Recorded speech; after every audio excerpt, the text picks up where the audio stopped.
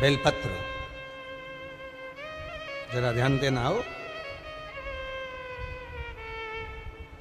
ये बेलपत्र जो होता है,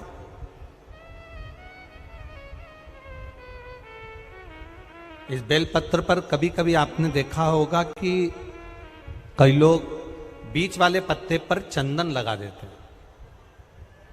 ये जो बीच का पत्ता होता है, इस पर लोग चंदन लगा देते हैं। शिव महापुराण की कथा कहती है,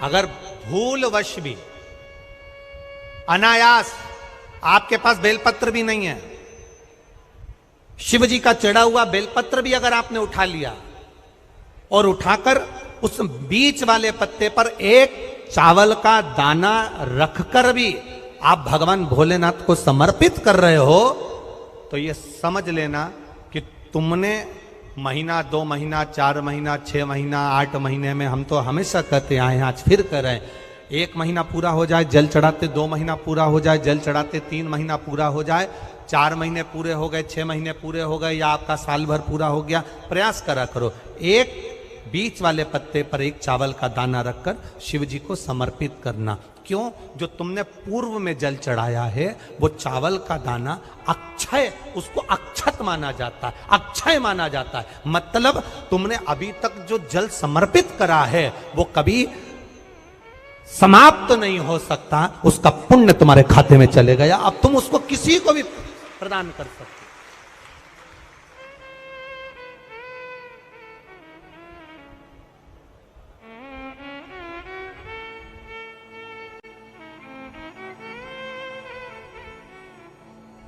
बहन भाई को तिलक करती है रक्षाबंधन पर, माथे पर तिलक लगाने के बाद में चावल लगाती कि नहीं लगाती?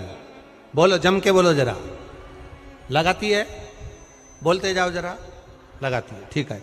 मंदिर में आप पूजन कर रहे हो, घर में कोई अनुष्ठान कर रहे हो, पंडित जी तुम्हारे मस्तक पर तिलक करते हैं तो चावल लगाते कि नहीं लगाते?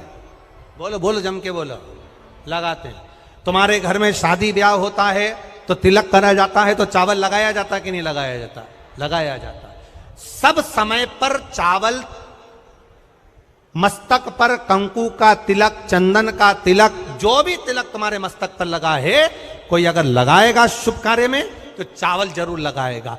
बस एक कार्य ऐसा होता है जिस समय पर मस्तक पर तिलक करा जाता है पर चावल नहीं लगाया जाता।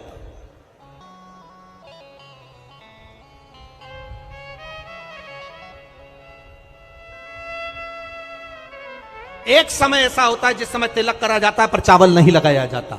चावल का मतलब है अक्षय, मतलब बार बार भगवान ऐसा मौका लाए, बार बार भगवान ऐसी कृपा करे कि तुम ऐसा अनुष्ठान करते रहो, पुण्य करते रहो, सत्कर्म करते रहो, 16 सोमवार के व्रत करते रहो, चतुर्थी के व्रत करते रहो, तुम छठ की पूजन करते रहो, तीज का व्रत करते रहो, सोमवार का व्रत करते रहो, तुम्हारे घर में हमेशा ऐसे शुभ कार्य होते रहे। केवल अक्षय, अक्षत एक जगह पर नहीं लगाया जाता।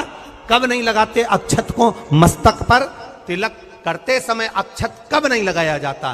केवल एक समय पर। कब?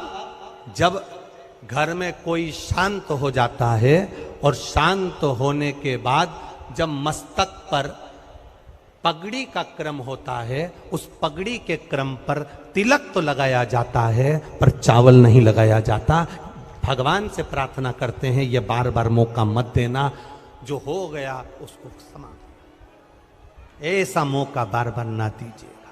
हाँ, पगड़ी पर से उठ गए, अच्छा काम करने के लिए मंदिर जा रहे हो, स्थान छोड़ने के बाद अब तिलक लगाओ और उसमें चावल ढेर सारा लगाओ, कोई मना नहीं। पर अक्षय, उस अक्षत की महत्वता को समझना कि उसको बारंबार प्राप्ति ना हो, ऐसे कार्य की प्राप्ति ना हो, अच्छे कार्य की प्राप्ति, श्रेष्ठ कार्य की प्राप्ति, शुभ कार्य की प्राप्ति। अगर मौका मिले तो एक बार भविष्य पुराण, और एक बार मौका मिले तो कुर्म पुराण, और एक बार मौका मिल जाए तो नंदी पुराण, ये 3 पुराणों का स्मरण करना, इसमें आपको अक्षत की महत्वता प्राप्त हो। भविष्य पुराण, कुर्म पुराण और नंदी पुराण, इन 3 पुराणों में आपको अक्षत की महत्वता प्राप्त होगी कि चावल की महत्वता क्या है। एक चावल का दाना जब अशोक सुंदरी वाली जगह पर चढ़ाया जाता है, एक चावल का दाना अशोक सुंदरी वाली जगह पर चढ़ाया जाता है।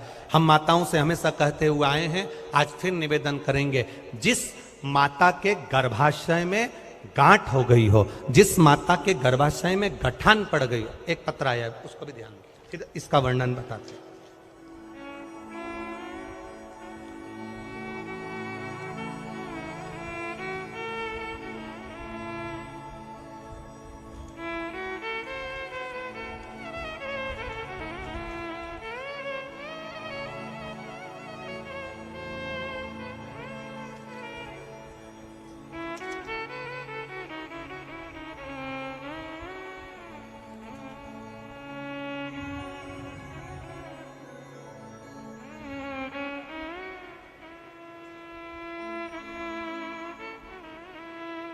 मैं गंगा बारोसिया प्रीतनगर भोपाल से हूं। कहीं बैठी हो तो हाथ हिला सकती हूं। मैं गंगा बारोसिया प्रीतनगर भोपाल से हूं। एक चावल का दाना और एक लोटा जल, एक बेलपत्र का महत्व क्या है, इस पत्र को आप लोग टीवी चैनल के माध्यम से एलईडीओं पर भी पढ़ सकते हैं। हम जो पत्र पढ़ते हैं वो आप भी अपने आनंद के साथ उस पत्र को पढ़िए। मेरे पति को एक गांठ हो गई, उस गठान का ऑपरेशन डॉक्टर ने बोला, और गांठ इतनी विचित्र थी कि उठने बैठने में भी आफत कर रही थी। तब शिव जी पर एक चावल का दाना समर्पित करना, एक बेलपत्र समर्पित करना प्रारंभ करा। शिव जी पे चढ़ा हुआ जल पीना प्रारंभ करा। सीहोर गए, वहां से रुद्राक्ष लाए, उस रुद्राक्ष का जल शंकर भगवान को चढ़ाना प्रारंभ करा। जिन डॉक्टरों ने ऑपरेशन का कहा था, 22 दिन के बाद हम उनको चेक कराने के लिए गए तो गठान गल चुकी थी। एक चावल का दाना हमारे सुख का अनुभव करा देता। अगला वर्णन उन्होंने लिखा, गुरुजी बाबा ने एक कृपा तो करी, साथ में मेरे बच्चे के हाथ में सफेद दाग हो गया। तो सफेद दाग हो गया तो हमने डॉक्टरों का इलाज करवाना प्रारंभ करा। आयुर्वेदिक दवाई भी ली, पर वो दाग समाप्त नहीं हो रहा था। जब दाग समाप्त नहीं हो रहा था, तब शंकर जी के मंदिर में जाकर समी के पत्ते का आपने जो प्रयोग बताया था वो करना प्रारंभ करा, और बाबा की कृपा से शिव जी का चढ़ा हुआ जल शरीर पर लगाना, और पूर्णिमा के दिन गाय जो अपने बछड़े को दूध पिलाती है, उसका जो फेन बछड़े के मुंह पर आता है वो शरीर पर लगाना, और लगाकर उसको बैठना। उससे मेरे बच्चे के शरीर पर से सफेद दाग पूरा समाप्त हो गया। ये शिव तत्व, ये शंकर।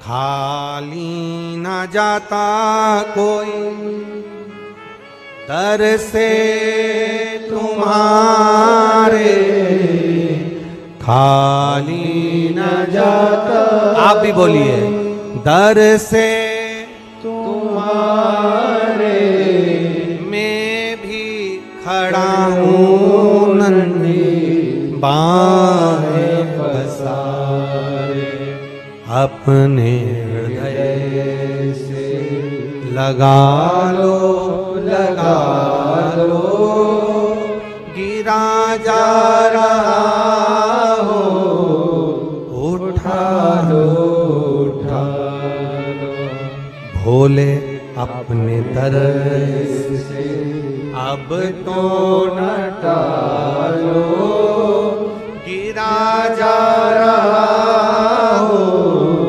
उठा लो, उठा लो। एक अक्षत, एक चावल का दाना, गर्भाशय में गांठ हो गई, डॉक्टर को दिखाया। गर्भाशय में बच्चा दानी के अंतर्गत गांठ पड़ गई, गर्भाशय में गांठ पड़ गई, बड़ी तकलीफ की जिंदगी जी रही है। डॉक्टर कह रहे ऑपरेशन करवाओ, डॉक्टर कह रहे ऑपरेशन करवाना पड़ेगा। एक बार मेरे भोलेनाथ पर जल चढ़ाना प्रारंभ करो। एक चावल का दाना। अशोक सुंदरी की, अशोक सुंदरी की जगह मालूम है ना सबको? अरे बोलो, अशोक सुंदरी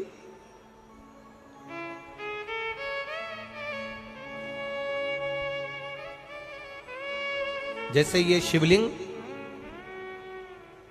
ये जलाधारी गोल माता पार्वती जी का हस्त कमल, यहां से जो जल बहता है, इधर गणेश जी का सीधे हाथ पर स्थान, इधर कार्तिकेय जी का स्थान, बीच में मोटी सी एक लाइन होती है शिवलिंग के सामने, वो अशोक सुंदरी का स्थान। कई बार वहां सांप बना होता है, कई बार अशोक सुंदरी का स्थान बना होता है। ये शिवलिंग, पार्वती जी का हस्त कमल, गणेश जी का स्थान, षडानंद कार्तिकेय जी का स्थान, बीच में अशोक सुंदरी का स्थान। ऊपर से जो बूंद बूंद पानी गिर रहा है वो शंकर भगवान की 5 लड़कियां, जया, विषहरा, शामरी बारी, दौतली और देव, ये शंकर जी की 5 बेटियां ऊपर से जल गिरा रही।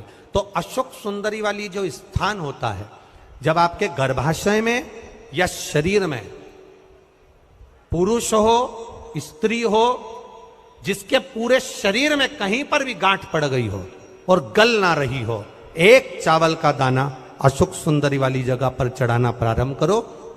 शिव जी पे जल चढ़ाना प्रारंभ करो, उस जल का आचमन करना प्रारंभ करिए। आप 3 महीना, 4 महीना, 5 महीना करते रहो, उसके बाद जांच जरूर करवाना हॉस्पिटल में जाकर कि गांठ गली कि ना गली। पर विश्वास रखकर भरोसो दृढ़ इन चरणन करो, श्री वल्लभ नक चंद्र छटाबिन सब जग माही अंधेरो। भरोसा मूर्ण होना चाहिए, भरोसा मूल हो। हमारा अगर विश्वास नहीं है तो फिर भगवान भी नहीं है। मानो तो मैं गंगा मां हूं, ना मानो तो बहता पानी। आपका अगर भरोसा कहता है कि मैंने जल चढ़ाया और मेरा महादेव सुनेगा, आपने सोच लिया कि मेरा महादेव सुनेगा, तो महादेव सुनेगा। और आपने अंदाजा लगा, कई लड़कियां जब शादी करती हैं तो